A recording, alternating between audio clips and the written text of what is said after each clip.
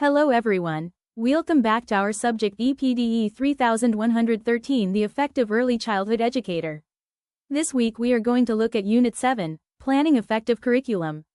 Let's begin. When we conclude this unit, you will have a solid understanding of several key aspects of early childhood education. First, you'll learn how to define what makes a curriculum effective for young children. This means understanding the essential components that focus on the child's needs and development. You'll also be able to identify the core parts of designing a curriculum that puts children first. This involves recognizing the elements that ensure the curriculum is engaging and beneficial for their growth. Additionally, we'll compare different planning approaches used in early childhood education. This means looking at various methods and seeing what works best in different scenarios. Lastly, we'll describe the characteristics of research-based curricula and planning models. This includes understanding how evidence supports certain strategies and practices in teaching young children. By the end of this unit, you will not only be equipped with the theoretical knowledge but also practical skills to implement an effective curriculum. You'll be able to tailor learning experiences that foster a nurturing and inclusive environment, ensuring that each child thrives in their unique journey. Furthermore, you'll develop an appreciation for the role of continuous observation and reflection in refining your practice, adapting your approach to meet the evolving needs of the children under your care.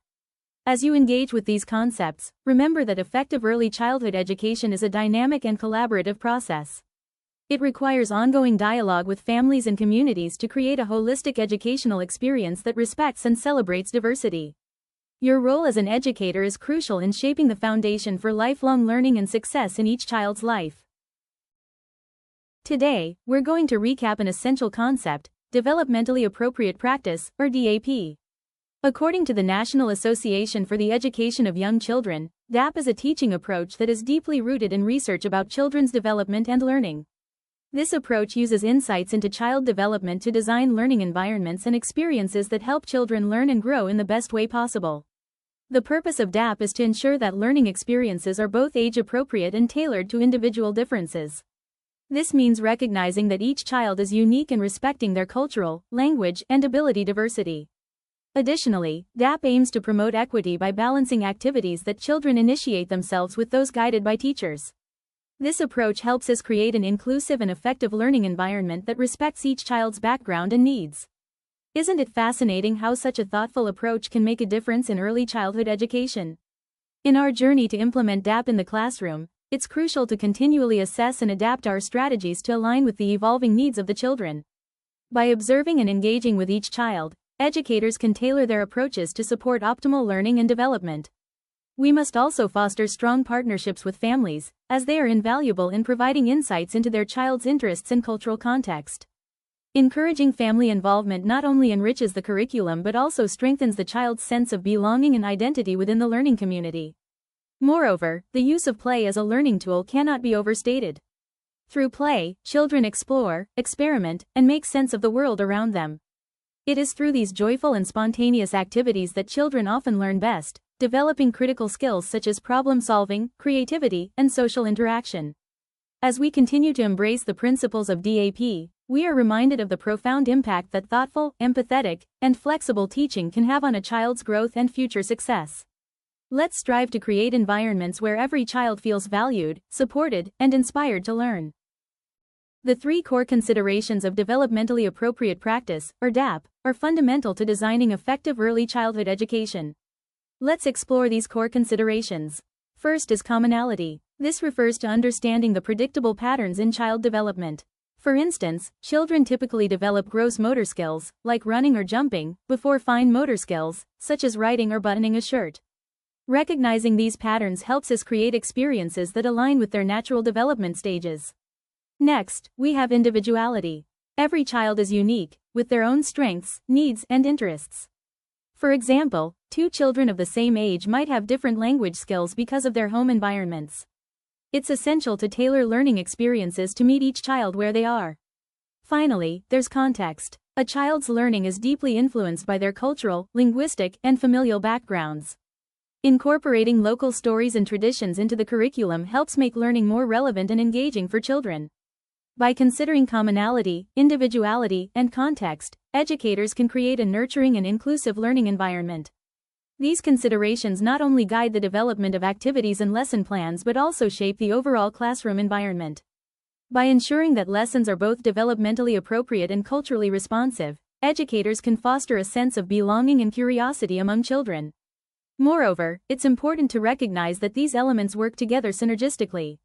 For example, understanding common developmental milestones allows teachers to predict and plan for typical challenges, while attention to individuality ensures that support is personalized and meaningful. Context, meanwhile, enriches the curriculum by grounding it in the students' lived experiences, making learning resonate on a personal level. Incorporating these principles into curriculum design also encourages partnerships with families and communities, as educators seek to understand the broader context of each child's life.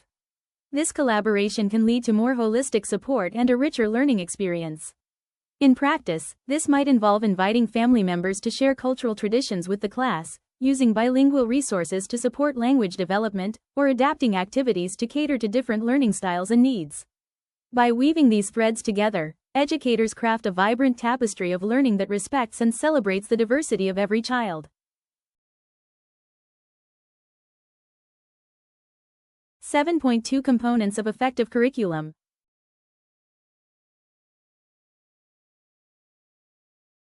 In this slide, we're looking at what makes a curriculum truly effective for young learners. Let's break down some of the key components that play an essential role. First, it's important to have clear learning goals. These goals should be grounded in research about child development to ensure they are appropriate and beneficial for the children's age and abilities. Next, active learning is crucial. This involves engaging children through play, exploration, and hands-on activities. Such experiences are not only enjoyable but also foster deeper understanding and retention of knowledge. Lastly, an effective curriculum integrates various learning areas. This includes subjects like language, mathematics, science, art, and social-emotional development. By connecting these areas, we help children see the bigger picture and apply their learning in different contexts. Remember, flexibility is key. The curriculum should adapt based on the children's interests and their readiness to learn new things. This way, learning becomes a tailored and more impactful experience for each child. Moreover, consistent evaluation and reflection by educators are vital to the ongoing success of a curriculum. Teachers should regularly assess both the curriculum's effectiveness and the children's progress to make necessary adjustments and improvements. This iterative process ensures that the curriculum remains relevant and responsive to the evolving needs of the students. In addition to these components, collaboration with families and communities enriches the curriculum. By incorporating insights and resources from children's home environments and local culture, educators can create a more inclusive and holistic learning experience. This partnership not only supports children's development but also strengthens the connection between the school and the community. Ultimately, an effective curriculum is one that inspires curiosity, supports growth, and prepares young learners for future educational challenges, all while celebrating their individual journeys and achievements. Flexibility and authentic assessment are crucial elements in creating an effective curriculum. Let's start by discussing flexible curriculum. The idea here is that a curriculum should not be rigid. It should adapt to the children's developmental readiness and the unique situations in a classroom. This means considering children's interests, what excites and engages them. Learning needs, what do they need to learn at their current stage? Developmental levels, where are they in their growth and understanding? Now, moving to authentic assessment. This is about how teachers can understand children's progress and plan meaningful learning experiences. There are a few methods. 1. Observation. Teachers watch how children interact and learn during activities. This helps them see progress over time. 2. Portfolios. These are collections of a child's work that display growth and achievement. They provide a broader picture of a child's development. 3. Checklists and anecdotal records. Teachers use these to note down skills, behaviors, and development during daily activities. They offer insights into a child's learning journey. These strategies ensure that learning is tailored to each child, making the educational experience both effective and engaging. In addition to these strategies, it's important to foster an environment where feedback is continuous and constructive.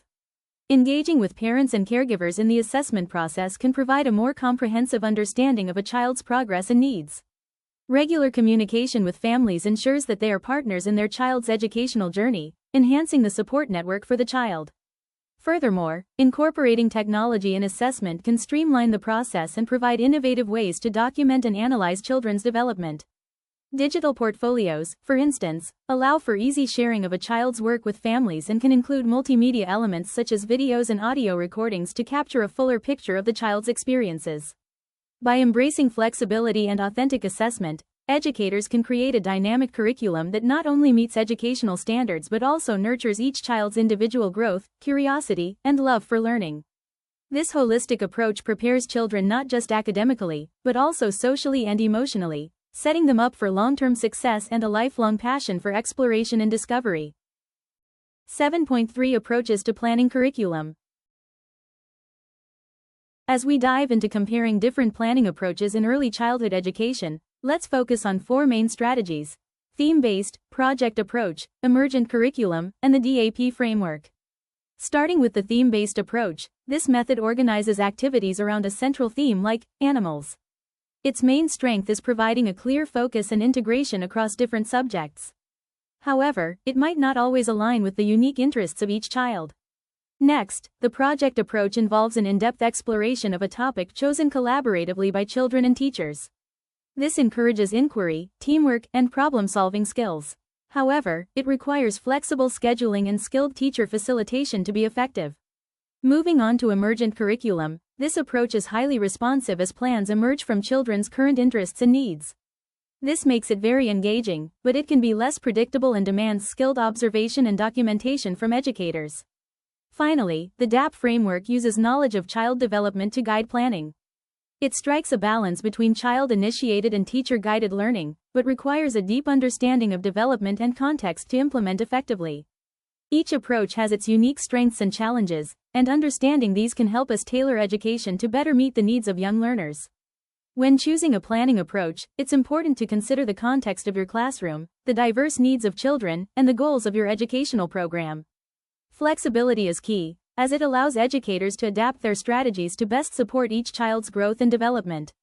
As we reflect on these approaches, remember that a blend of methods could often serve as the most effective path.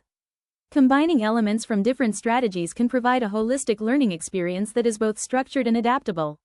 This fusion can create an enriching environment where children feel empowered to explore and learn at their own pace while being guided by thoughtful and responsive educators.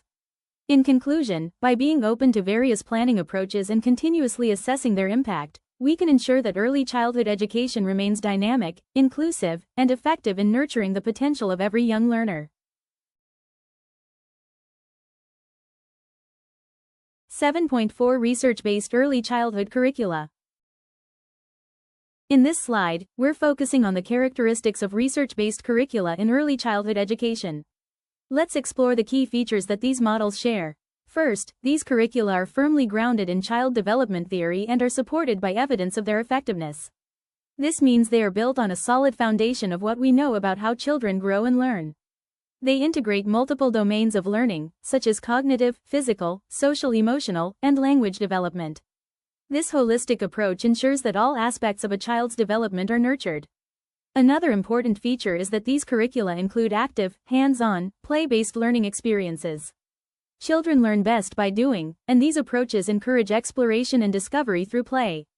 Flexibility is also critical. These models are adaptable to meet individual needs and cultural contexts, ensuring inclusivity and relevance for every child. Finally, they align with early learning standards and the principles of developmentally appropriate practice, DAP, ensuring that the learning experiences are suitable for the children's age and stage of development. Some examples of these research-based models include HighScope, which emphasizes active participatory learning through its plan, do, review process and consistent daily routines. Creative curriculum, known for its thematic investigations and the role of the teacher as a facilitator, with a strong focus on the environment. Montessori, which features a prepared environment, self-directed activities, and mixed age groups. Reggio Emilia, which uses project-based learning, regards the environment as the third teacher, and employs documentation panels to showcase learning. By understanding these characteristics, we can better appreciate how these curricula support children's development effectively. Emphasize key points as needed. Let's delve deeper into how these elements contribute to an enriching educational experience. HighScope's plan, do, review Sequence empowers children to make choices about their activities, fostering independence and decision-making skills. The consistent daily routines provide a comforting structure that helps children build confidence and understand expectations. The creative curriculum's thematic investigations allow children to dive deeply into topics of interest, enhancing their curiosity and critical thinking. The teacher's role as a facilitator highlights the importance of guidance and support in extending children's learning through thoughtful questioning and scaffolding. Montessori classrooms are uniquely designed to promote autonomy and hands-on learning. The prepared environment is rich with materials that encourage exploration and mastery of concepts at each child's own pace, nurturing a sense of responsibility and community among mixed age groups. In Reggio Emilia settings, the emphasis on project-based learning encourages collaboration, creativity, and communication. The environment, considered the third teacher, is thoughtfully arranged to inspire and provoke learning, while documentation panels serve as a reflective practice, making learning visible to children, educators, and families. These models not only reflect best practices in early childhood education but also inspire educators to create environments where children thrive. By incorporating these research-based approaches, we can foster a love of learning that lasts a lifetime.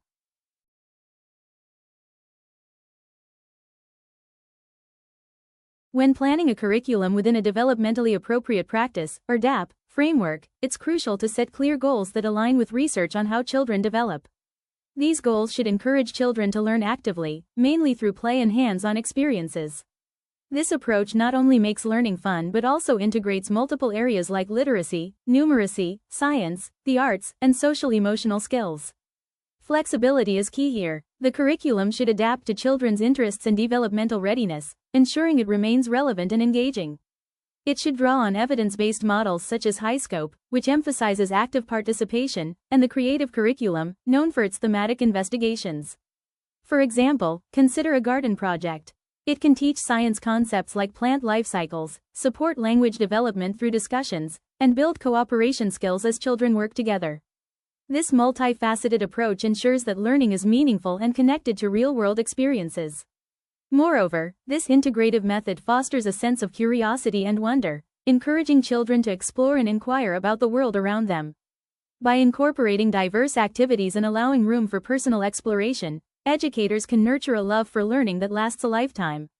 Remember, the goal is to create a supportive environment where each child feels valued and motivated to learn.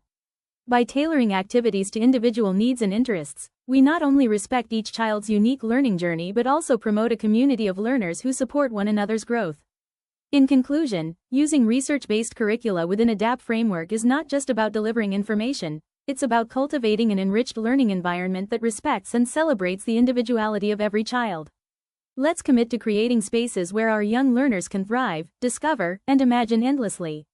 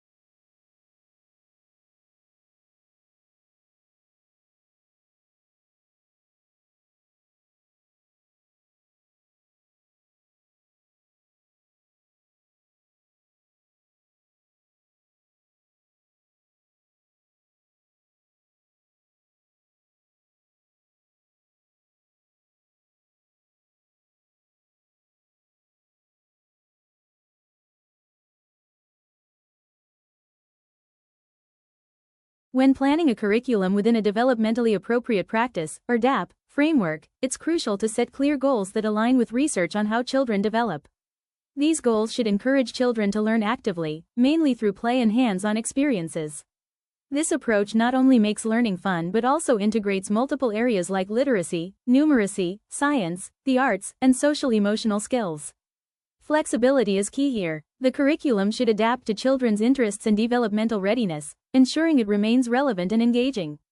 It should draw on evidence-based models such as HighScope, which emphasizes active participation, and the creative curriculum, known for its thematic investigations. For example, consider a garden project. It can teach science concepts like plant life cycles, support language development through discussions, and build cooperation skills as children work together. This multifaceted approach ensures that learning is meaningful and connected to real-world experiences. Moreover, this integrative method fosters a sense of curiosity and wonder, encouraging children to explore and inquire about the world around them. By incorporating diverse activities and allowing room for personal exploration, educators can nurture a love for learning that lasts a lifetime. Remember, the goal is to create a supportive environment where each child feels valued and motivated to learn. By tailoring activities to individual needs and interests, we not only respect each child's unique learning journey but also promote a community of learners who support one another's growth.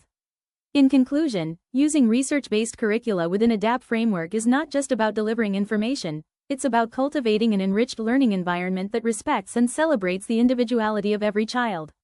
Let's commit to creating spaces where our young learners can thrive, discover, and imagine endlessly. Let's dive into the guiding principles of developmentally appropriate practice, or DAP, as outlined by the National Association for the Education of Young Children. These principles help us understand how children grow and learn. First, development is a result of both biology and experience.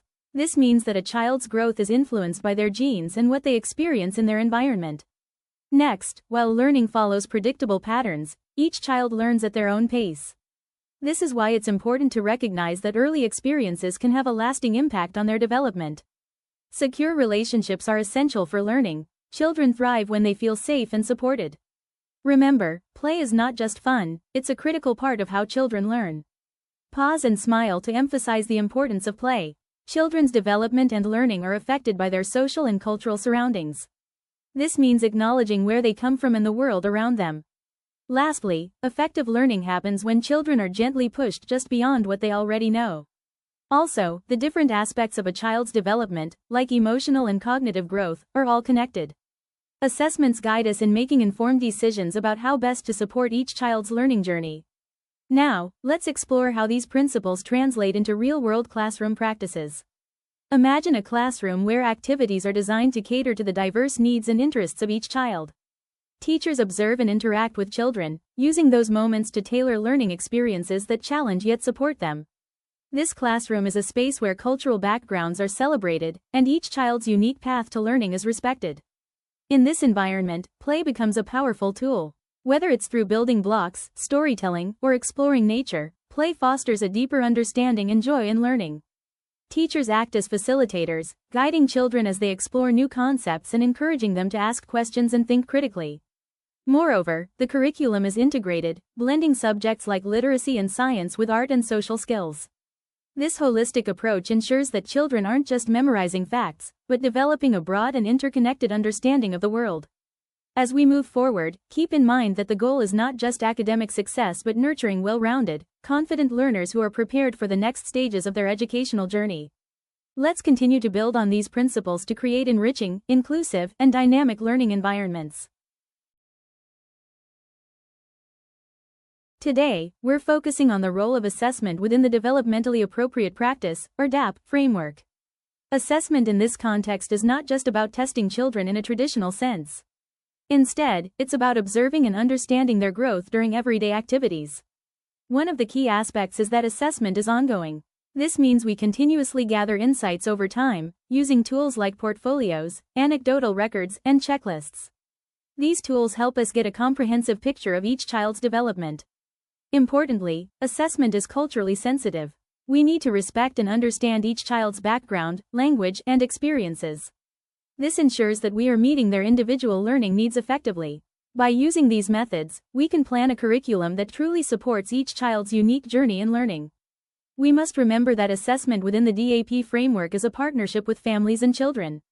Engaging with families in this process helps us gain deeper insights and ensures that our assessments are reflective of each child's life outside of the classroom. This collaboration fosters a sense of community and mutual respect, which is crucial for creating an environment where children feel safe and supported. Moreover, assessments should inform our teaching practices. When we understand where a child is in their developmental journey, we can tailor our approaches to better support their growth.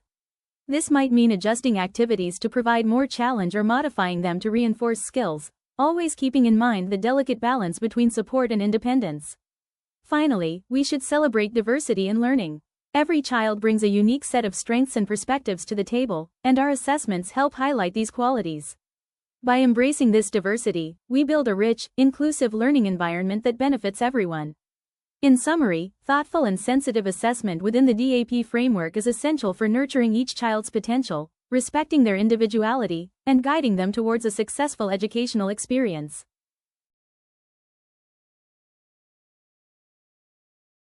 Now, let's summarize the key elements of effective practice when applying developmentally appropriate practice, DAP. First, let's look at teaching and learning. In this approach, learning is not just about sitting and listening. It's active and hands-on, meaning children learn by doing and exploring. It's also culturally inclusive, which means it respects and incorporates diverse backgrounds. We also use scaffolding, guiding children step by step, and promote thinking skills to help them become independent learners. Next, for curriculum planning. This should be driven by children's interests, which means we plan activities based on what fascinates them. The curriculum should be integrated across different learning areas and be evidence-based, meaning it's supported by research.